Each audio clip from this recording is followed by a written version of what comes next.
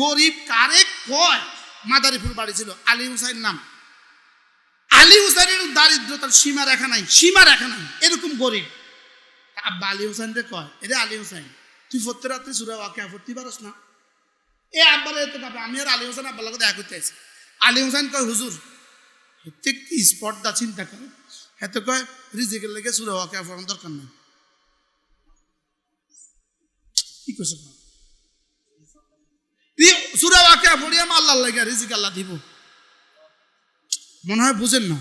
এটা আব্বার সামনে তো বাপ রে বাপ, আব্বা বলছে বাপ রে বাপ। আমি মাদারীপুর বয়ানে গেছি, এক সুন্দর তিনতলা একটা বাড়ি দেখে, সুন্দর বাড়ি দেখে আমি বলবো এই বাড়িটা কার? এটা আলী হোসেন নামের এক বেটার।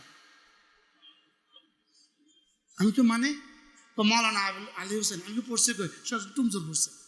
আমি হ্যান কই? সে ইটালি থাকে। আমি আল্লাহ হেদিনে লাগে গেছে। কি কইছিল কন?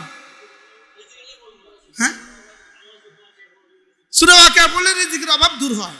তো সে কি বলছে? না, আমি রিজিকের অভাব দূর হওয়ার জন্য সূরা ওয়াকিয়া পড়বো না, আমি যদি সূরা ওয়াকিয়া পড়বো আল্লাহর জন্য, রিজিক আল্লাহ দিব।